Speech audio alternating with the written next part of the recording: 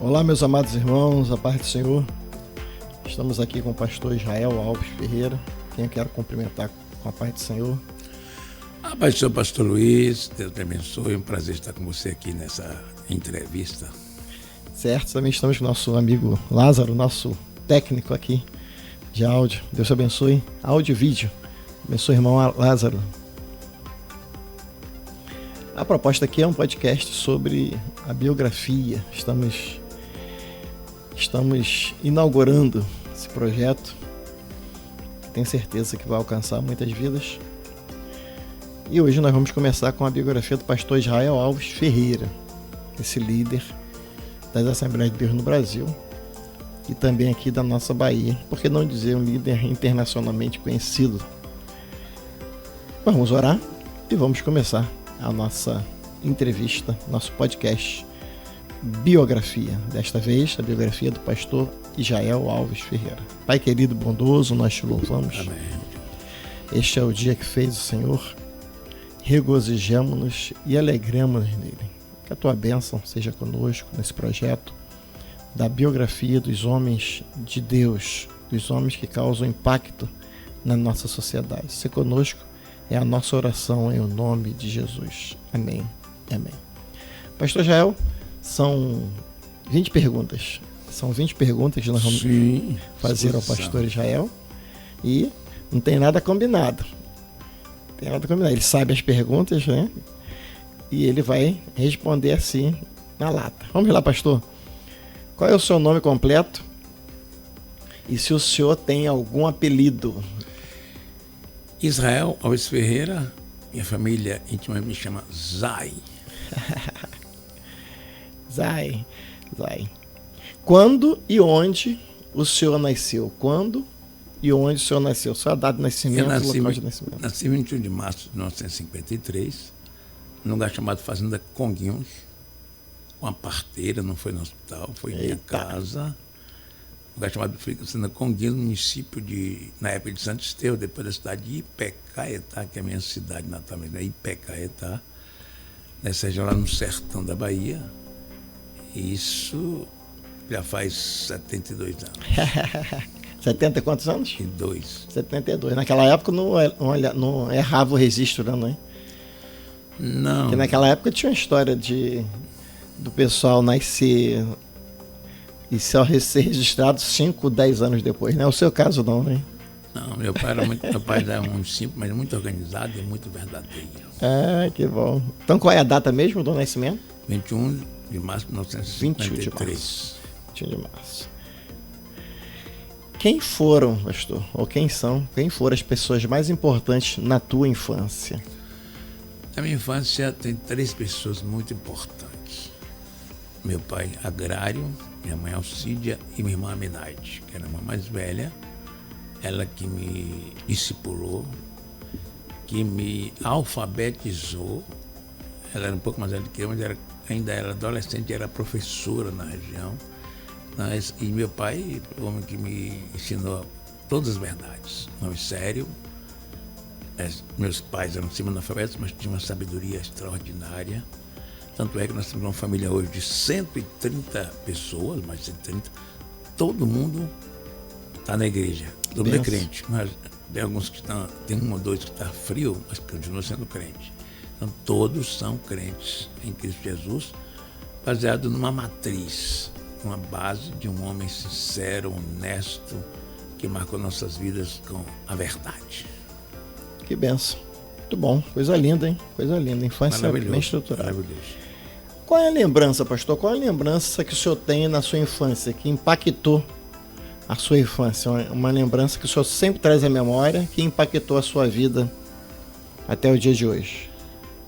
Uma lembrança do mundo espiritual, aqui meu pai todos os dias ajoelhava com a gente, mandava a gente, ele não sabia ler direito, mandava a gente ler a Bíblia, ele dizia a história, o texto que queria que a gente lesse, ele sabia onde estavam os textos, e a gente passava 1 hora de oração com ele. Outra coisa importante foi conviver com a sinceridade e a honestidade de meu pai e o amor da minha mãe.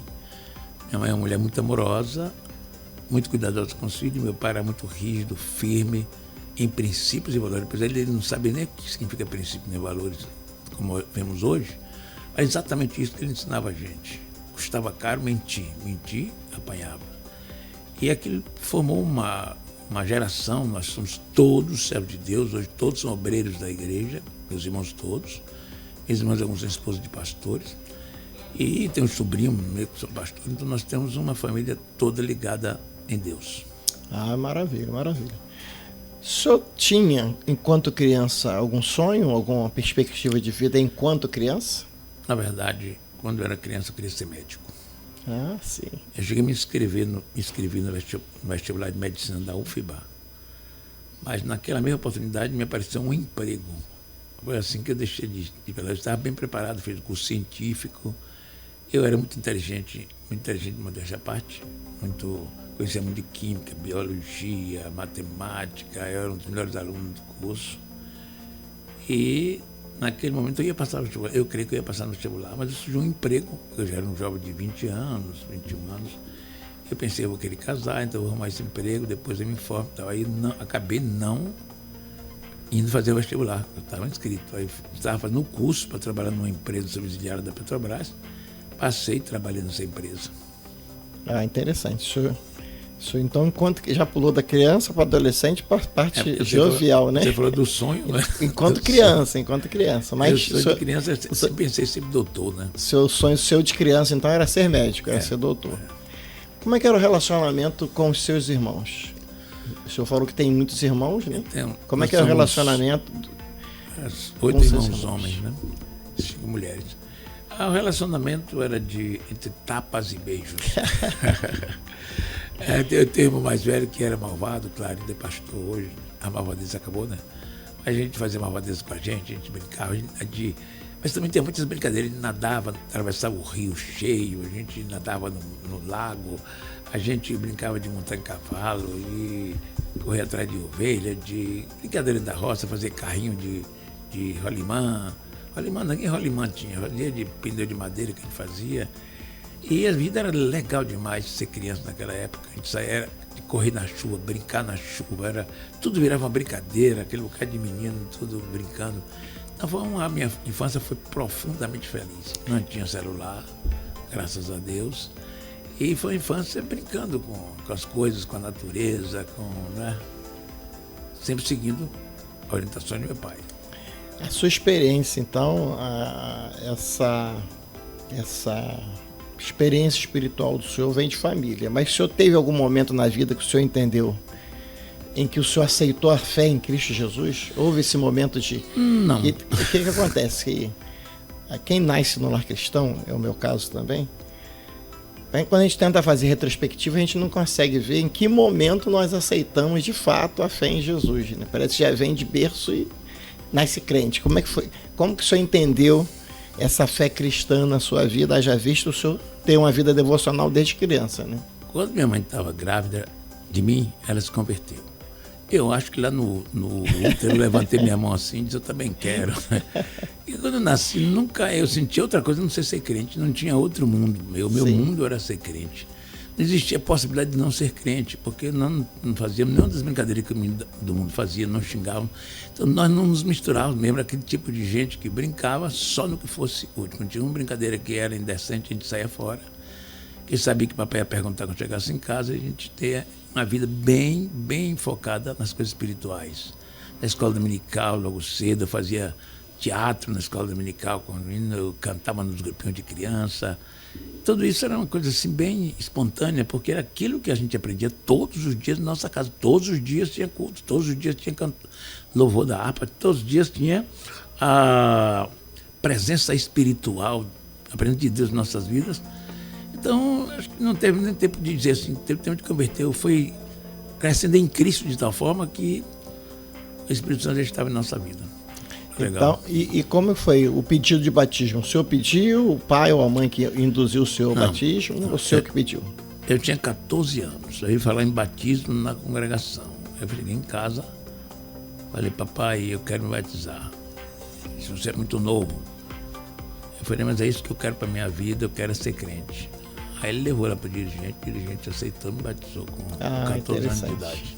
Então foi aí, acaba sendo a marca, né, da sua... Exatamente.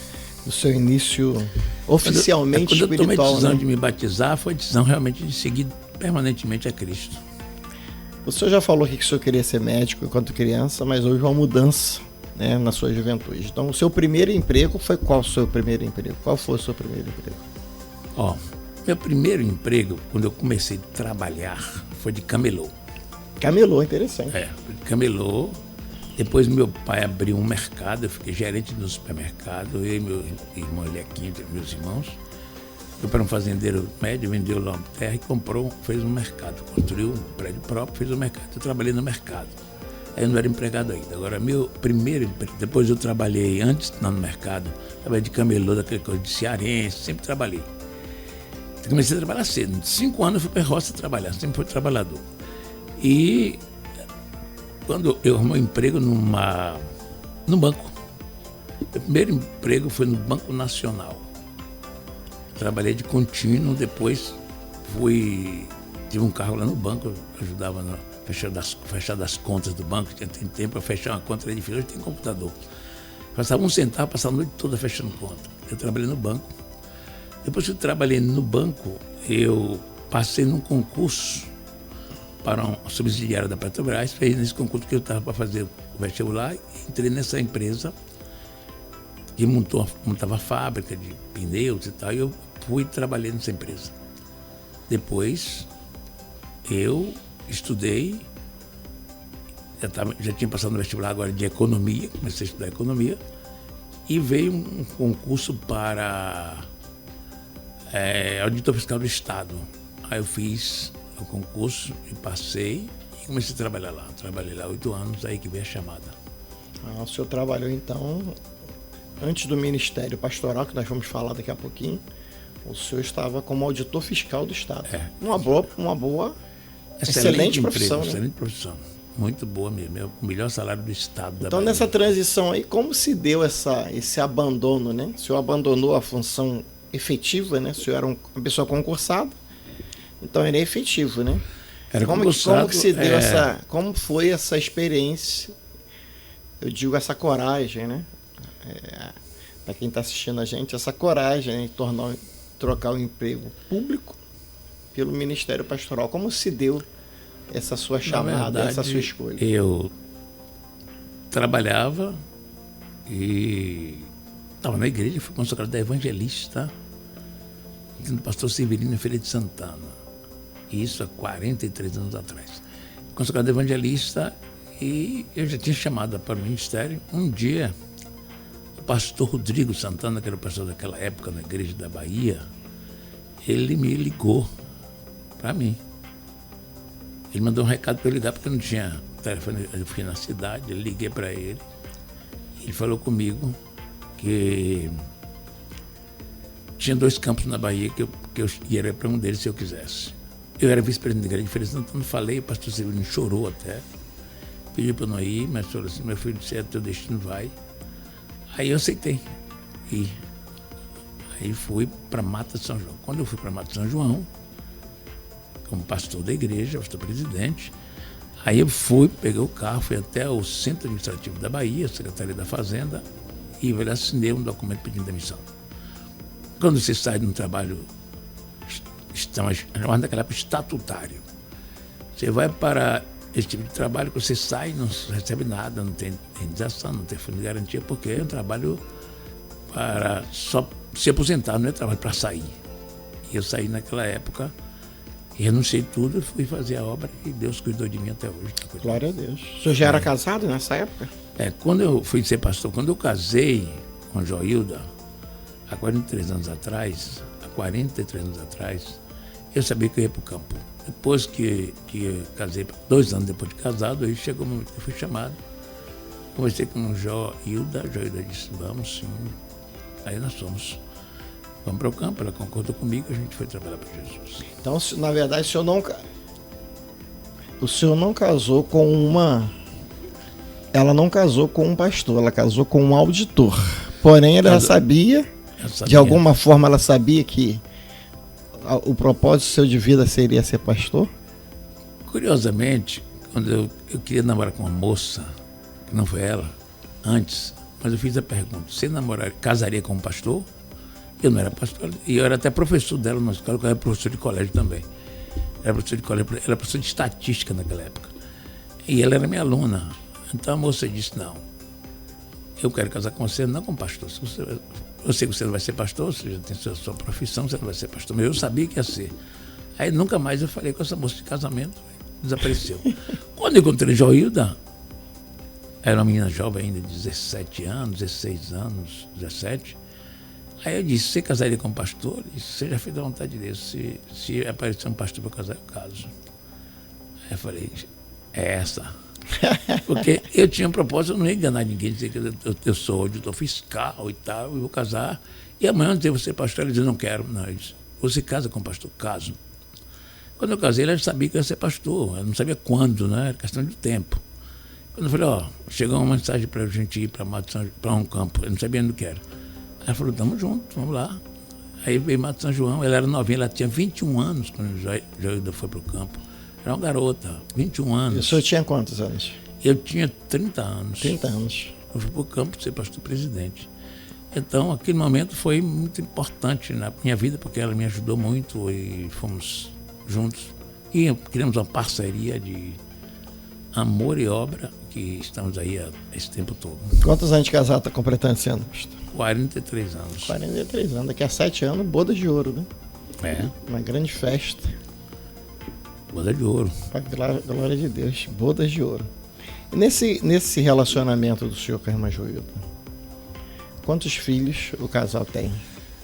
Olha, quantos quando netos, nós nos casamos, nós não tínhamos filho. Passamos uns anos sem ter filho, fomos no médico.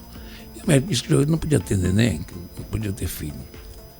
Então, o que foi nós fizemos aqui em Ilhéus, nós moramos aqui em Ilhéus, nós estamos falando de Ilhéus agora, eu adotei uma menina, já com 8 anos de casado.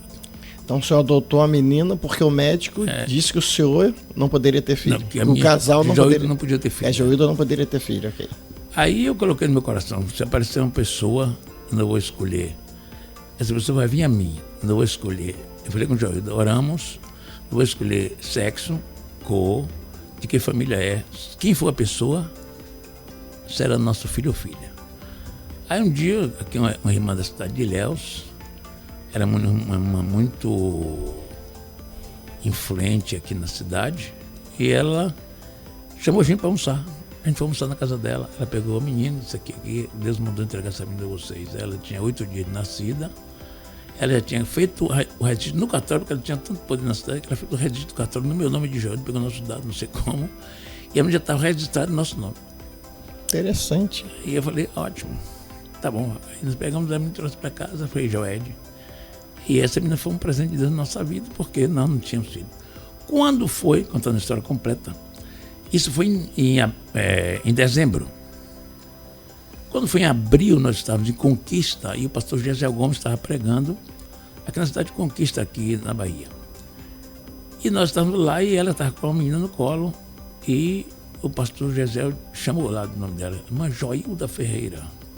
Ela levantou e disse: vem aqui à frente. Ela veio. Disse: daqui um ano tu terás um varão, um menino nos teus braços.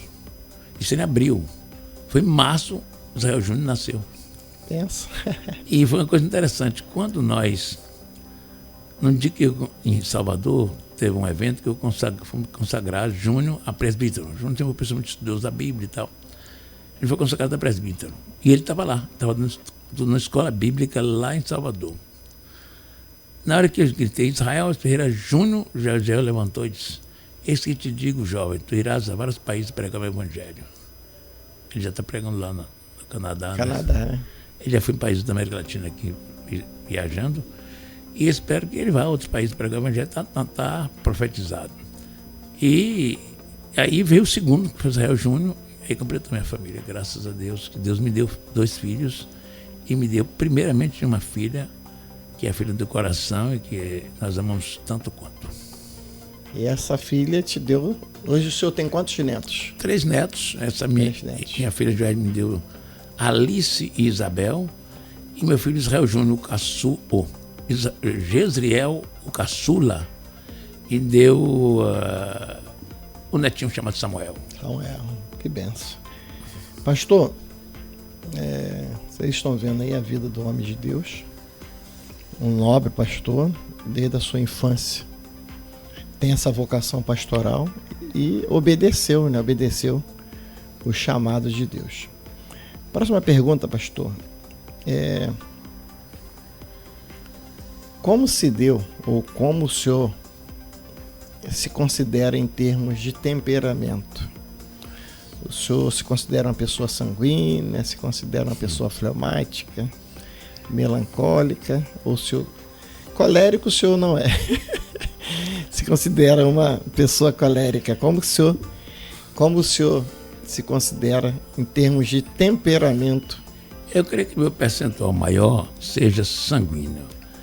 Eu sou uma pessoa assim muito espontânea, muito voluntariada e procuro controlar, porque o sanguíneo tem muitas falhas também no temperamento. Eu procuro buscar muito equilíbrio emocional e espiritual para não cometer os erros que um sanguíneo comete, né?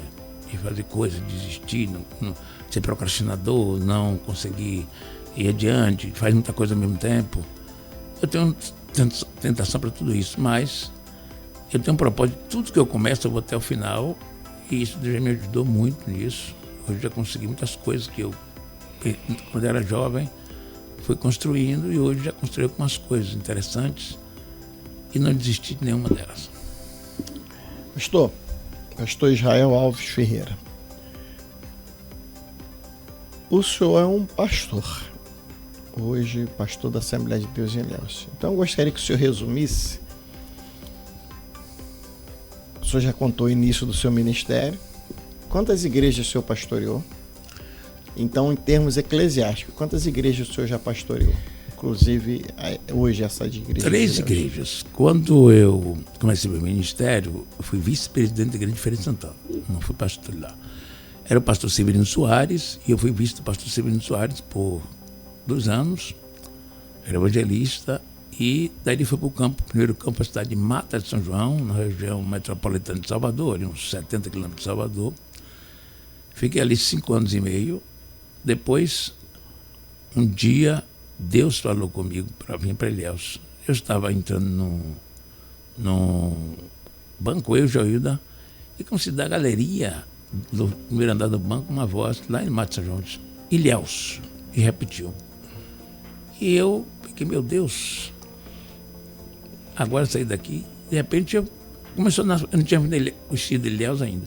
Começou aquele fogo dentro do meu coração, aí eu fui ao pastor Nemeval, na convenção, que era o presidente do pastor Nemeval, disse, pastor Nemeval, Deus está falando comigo para ir para Ilhéus. Eu disse, rapaz, agora não dá mais, porque eu falei com um pastor, e esse pastor já está certo para ir para lá. Era pastor conhecido, de renome na convenção. Aí eu falei, tá bom. Foi na mesma semana, no sábado, ele me chamou. Na hora de dizer os nomes, disse, vem cá, vou botar seu nome para Ilhéus. O pastor fulano, ele deu dor de barriga, deu mal-estar. Ele disse que, quando falou que ia para Ilhéus, adoeceu, não vai mais não. Aí o pastor me indicou para Ilhéus. Aí eu vim para Ilhéus. Deus me abençoou muito aqui durante 7 anos e meio. Um trabalho que Deus me ajudou muito, muito, muito bom. E aí Deus me chamou para ir para Salvador. Fui para Salvador, fiquei 21 anos em Salvador. Foi uma igreja grande, mais de 80 mil membros, 450 congregações. Então foi um tempo bastante intenso, né? E agora, já mais velho, voltei para Ilhéus também, que é um lugar que eu gosto, que faz bem a minha vida. E meus filhos nasceram aqui, então tenho raízes aqui em Ilhéus, na cidade de Ilhéus. Pastor, 2 perguntas assim... O senhor responde da maneira que o senhor entender melhor. Nessa sua história de vida, qual foi o momento mais difícil da sua vida? Na verdade, o momento mais difícil da minha vida, principalmente no ministério, foi durante um período em Salvador que teve uma série de questões difíceis. Eu passei 8 anos num conflito profundo, conflito pessoal e um conflito também com outras pessoas. Foi um tempo muito difícil que eu passei. Um tempo angustiante, né? Até que Deus encontrou uma solução e eu fiquei bem. Mas eu não não fiquei triste nem nada, não fiquei cansado, estressado, porque era um problema atrás do outro, tanta luta. Uma igreja grande, há muitos problemas acontecendo, muitas oposições se levantaram, então foi um tempo difícil. Mas também já foi superado. Como o senhor tratou esse assunto durante esse período? Como o senhor lidou com essa dificuldade nesses 8 anos? Eu orei, foi um tempo que eu orei mais, né? Eu orei, conversei com um, conversei com outro, tentei fazer paz e cuidar da igreja, corria, e eu digo em 3, 5 cultos. Dia de domingo eu fui em 5 cultos, 2 de manhã e 3 de noite. Correndo atrás, tentando acalmar os ânimos. Foi uma época de muita conversa, então. Muito diálogo, muita conversa, muitas reuniões, muita oração, campanha de oração. Então foi um tempo difícil, mas eu nunca perdi a esperança de que teria uma solução, uma resposta. E a resposta chegou do jeito que Deus quis que chegasse e eu não estou insatisfeito, estou feliz.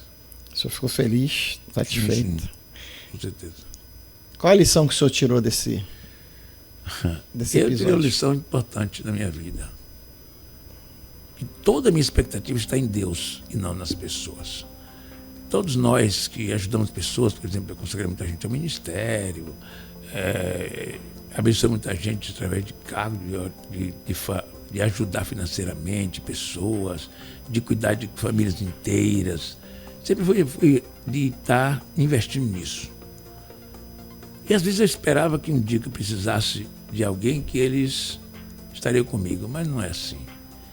Então aprendi muito a não ter expectativa sobre pessoas. Todo pastor tem poucos amigos mesmo são poucos. E os outros são pessoas que trabalham conosco, que nos respeitam, que nos amam, enquanto somos os pastores deles. Depois que a gente sai, a maioria não se lembra que você existe mais. Isso tudo me ensinou muitas coisas, não de tristeza, mas de alegria, porque eu consegui pensar o seguinte: não devo ter expectativas sobre pessoas. Minha expectativa toda está sobre Deus. As coisas que o ministério melhor me ensinou foi: não tenha expectativa sobre as pessoas, tenha expectativa sobre o Deus das pessoas. E se eu ajudei alguém, não foi eu, foi o Senhor. Por exemplo, se eu consagrei alguém que devia ser consagrado, indiquei para ser consagrado, foi o Senhor que o fez através de mim. Se eu orei para alguém e Jesus curou, foi o Senhor que fez através de mim. Se eu abençoei alguém, indicando para ser consagrado, ou cuidei de uma família de alguém, cuida que eu cuido no gabinete de pessoa doente, Jesus restaura. Mas eu não espero que ninguém me dê um tapinha nas coisas, obrigado, você é maravilhoso. Não. Eu espero que a pessoa fique bem. Se ele ficou bem, pode sumir.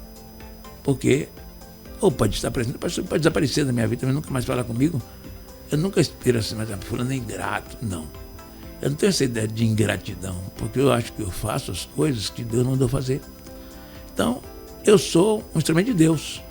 Se Deus me ajudou a fazer, e ele se entregou, se converteu no ministério, eu ajudei ele, chegou a pastor, e ele dá fruto, para mim já estou completo aqui.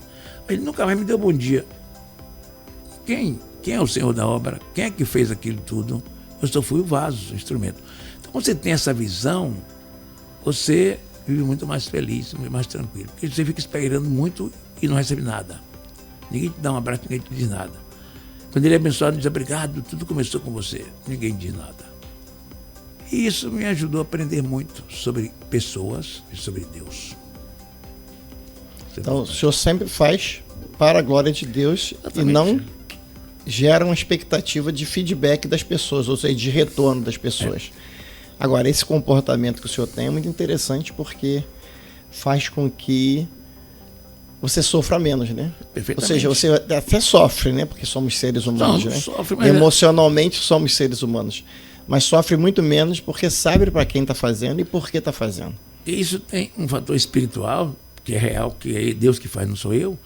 E tem um fator de programação mental. Você programa sua mente para viver de uma forma.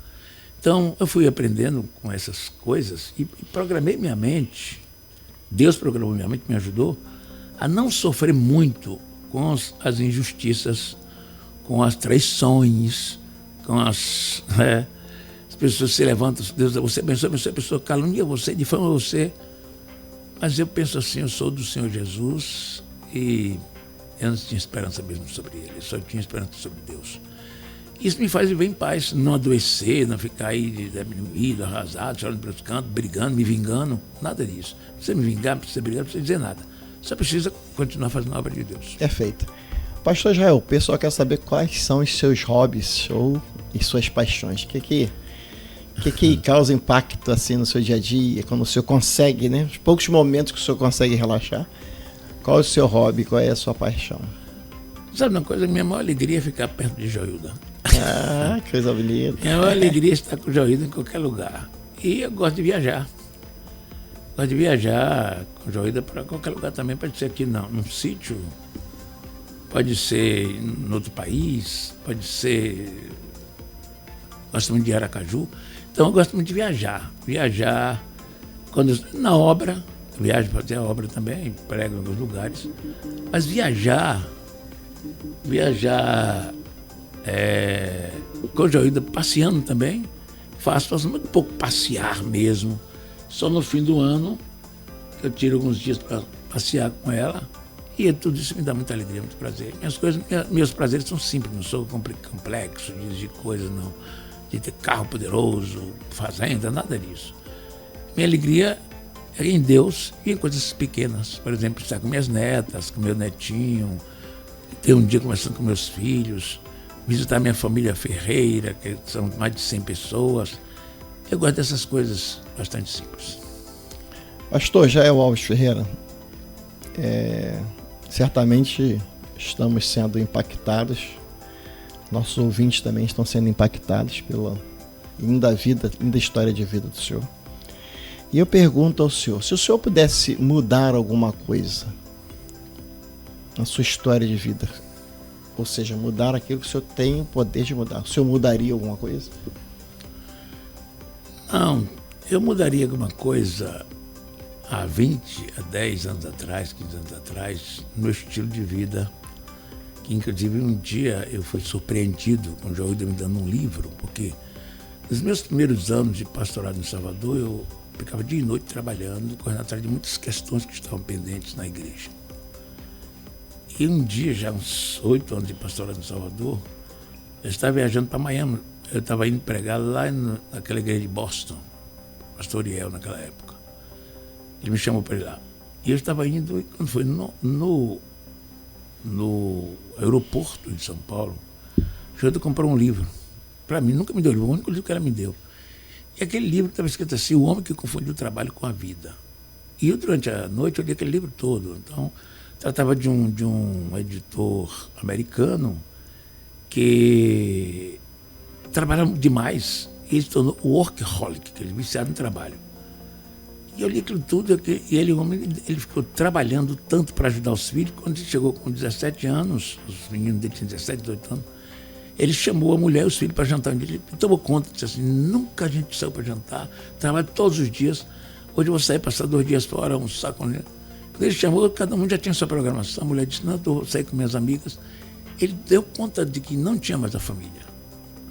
Ele foi um psicólogo, só de você, está viciado em trabalho, tratou. Depois que tratou, ele foi cuidar da família, mas agora só para os netos que ele podia fazer alguma coisa. E quando eu li aquele livro, eu chorei muito, porque estava parecendo comigo, corre-corre, que não tinha tempo, chegava meia-noite, acordava para orar e tal. E eu mudei, comecei a tirar um dia de folga por semana e tal. E isso foi criando mais um vínculo com meus filhos e melhorei muita coisa. Então, nisso eu já melhorei, mas naquela época, se eu tivesse pensado antes, eu não teria... Eu tive até um problema cardíaco naquela época, Jesus me curou, porque eu estava naquele corre loucamente. E isso é uma coisa que eu mudaria. Algumas coisas no meu ministério também eu mudaria, na minha vida pessoal, né? Mas o foco eu nunca mudaria. Meu foco sempre foi Cristo, igreja, evangelho, cuidar de pessoas, cuidar de gente, abençoar pessoas. Certo, pastor. O senhor também é escritor, né? Fala pra gente um pouquinho dessa inspiração para escrever. Qual foi o seu primeiro livro? E se o senhor tem algum projeto aí para escrever um novo livro? Olha, quando eu estava em Ilhéus, lá há 20 e tantos anos atrás, eu preguei na igreja sobre o Sermão da Montanha. E quando terminei de pregar, eu me dei a ideia de que escrevi um livro. Escrevi um livro chamado De Bem com a Vida. Esse foi o primeiro livro que eu escrevi, e era um livreto. Em seguida me veio a inspiração, que também já tem uns anos, esse livro ainda está na Casa Aplicadora. Igreja Lugar de Soluções é um livro bastante interessante que Deus me deu sobre como a igreja deve lidar com as coisas, com as pessoas, mudando conceitos, né? Alguns conceitos errados que existem na igreja. Em alguns pastores, na igreja não. E eu escrevi esse livro até hoje na Casa Aplicadora, tem uns 15 anos esse livro aí. Aí depois eu escrevi vários livros, escrevi Restaurando a Família, escrevi Traumas, Curando os Traumas da Família, escrevi um livro de mensagem, de esboços, escrevi um livro sobre como conquistar uma cidade, como conquistar uma cidade, que eu falei sobre batalhas espirituais nas cidades. Esse é um livro totalmente missionário evangelístico que eu escrevi. E escrevi o livro Emoção de um Líder, que esse livro tem uns 6 anos, 7 anos. E esse livro ainda está vendendo na Casa Aplicadora, esse daí é da CPAD. E escrevi um livro agora, fiz um livro no editorial do pastor Jamiel. Ele tem uma editora, fiz um livro que a gente paga para fazer o livro mais ou menos. Esse livro é Meu Cônjuge de uma Joia, é um livro sobre como pensam os homens e as mulheres. Esse livro eu tenho aí, acho que você já lhe deu um de presente, né? Como as mulheres pensam. Esse livro é um livro que está aí, e agora estou trabalhando num livro para a CPAD, que é Problemas Complexos de Pais, para Pais e Professores. Estou falando sobre algumas coisas relativas aos pais, também falo sobre o autismo, então é um livro que está fazendo com o irmão Ronaldo agora, e ele disse que pode levar o livro, que vai editar, vai publicar o livro. Muito bem, pastor. Parabéns por esse dom da escrita, e com certeza tem impactado muitas vidas. E eu tenho vídeos na TV CPAD, uns áudios, todo dia eu tenho, desde 2020 que eu faço áudios. Então a editora do pastor Jamiel está transformando esses vídeos de áudios em livro. Então já tem 3 livros publicados também, que é mais 3 livros que tem publicados sobre essas mensagens que eu dou. Todo dia o seu... Ele transcreveu e transformou em livro. Ah, que benção. Parabéns. Pastor, estamos caminhando para o fim da nossa abençoada conversa. E uma pergunta interessante. Como o senhor quer ser lembrado no futuro? Como o senhor gostaria que as pessoas lembrassem do senhor? Eu não vou deixar quase nada de herança para meus filhos, uma casa, coisa assim. Mas eu quero deixar um legado.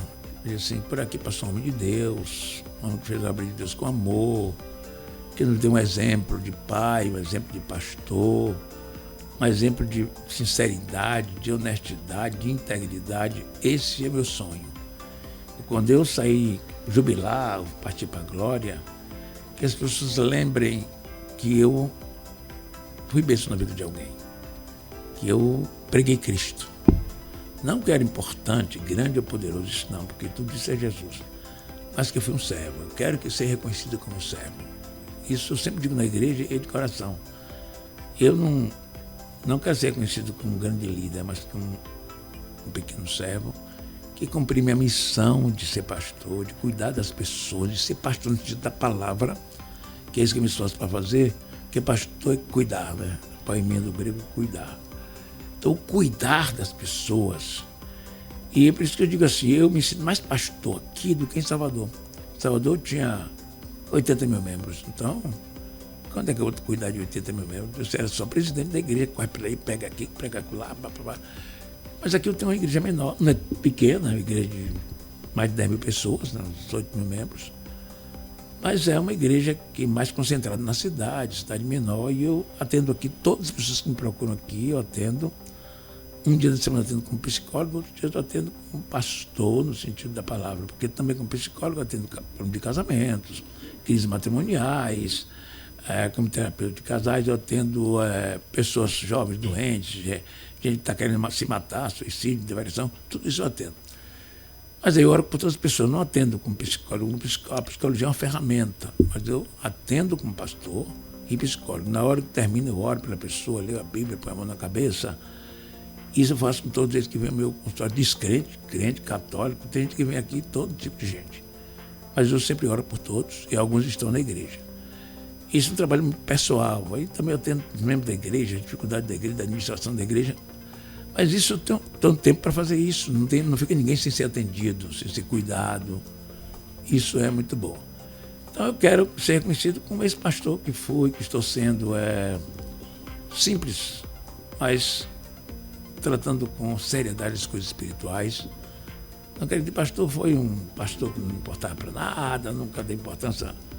Eu não quero ser visto assim, porque não é verdade. Eu quero ser visto um pastor que cuida de ovelhas, que ama pessoas, que cuida de pessoas que estão com problemas, que ensina a palavra para a igreja, que é isso que eu me esforço a fazer. É conhecido como um homem que acabou a carreira e guardou a fé. E não deixou esqueletos no armário. Interessante. Pastor, última pergunta. Aí o senhor vai falar olhando para aquela câmera ali. Qual é o conselho que o senhor dá para a próxima geração? Qual câmera que ele olha, Lázaro? Para essa aqui. Para essa aqui. Essa aqui, ó. Qual é o conselho que o senhor dá para as próximas gerações? O que eu quero dizer, primeiro, para quem for líder, quem for tiver chamada para a obra, que nunca se engane achando que é subir um degrau. Ser um líder no mundo é subir um degrau, na igreja é descer um degrau. Nós somos servos da igreja. Quem é pastor, entenda isso. Você não é o chefe da igreja chama-se Jesus de Nazaré. Nós somos os servos de Jesus e da igreja. E esse conceito de amar e cuidar da ovelha é o conceito de pastor. Então, se você vai ser um pastor cheio de sonhos, não vai ter um salário bom, vai ser reconhecido, vai ter festa de aniversário, tudo isso pode acontecer. Mas nunca perca a noção de servo. Nunca perca a noção de vulnerável. A noção de que nós somos vulneráveis, somos gente frágeis e vulneráveis. E você está vigiando todos os dias, para não cair nas tentações do poder, nas tentações da carne. Todos nós pastores passamos por tentações. Então, é necessário que nós entendamos que ser crente é cuidar do rebanho, não é se vingar do rebanho. Tem muitos obreiros que estão se vingando da igreja. Não é se vingar do rebanho. Mas o povo é ruim, não. Ruim é o diabo.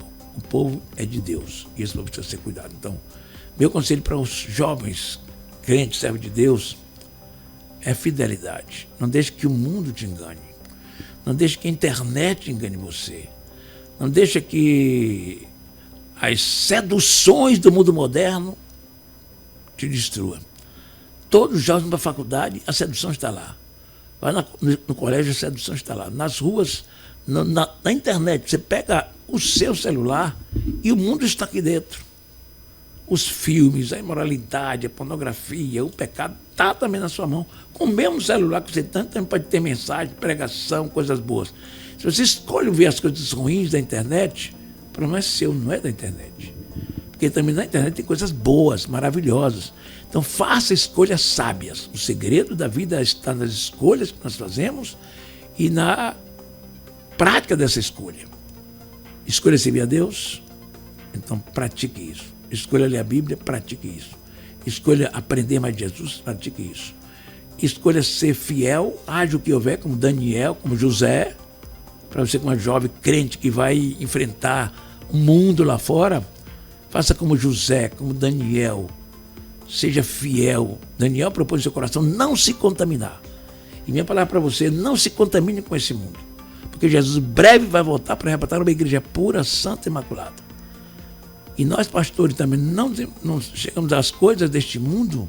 Tem muitas coisas atraentes, muitas coisas que nós queremos aparecer, ser fantásticos, ser maravilhosos. Não, maravilhoso é Cristo. Nós somos pastores, somos servos do Senhor, temos que ter humildade. Não quer dizer que nós vestir bem, nem ter um carro novo, não é isso. A humildade não é nas coisas materiais, a humildade é no espírito.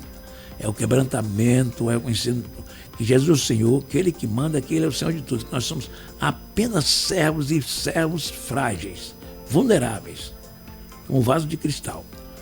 Deus abençoe você, Deus abençoe o pastor Luiz César Mariano, que nós sejamos crentes para morar no céu, não um crente para ficar na terra. Um abraço a vocês todos e Deus abençoe. Pastor Luiz, obrigado pela oportunidade de falar um pouquinho das minhas experiências. Tá aí, pessoal. A gente quer agradecer aqui ao pastor Jael Alves Ferreira. Esse é nosso primeiro entrevistado do nosso podcast Biografia.